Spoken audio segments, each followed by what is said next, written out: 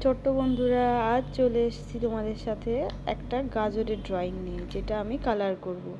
নিয়েছি একটা orange colour আর একটা সবুজ কালার। তো চলো প্রথমেই গাজরের বডিটাকে কালার করব অরেঞ্জ কালার দিয়ে, আর তারপরে গাজরের ওপরের পাতাগুলো করব সবুজ রঙের কালারটা দিয়ে।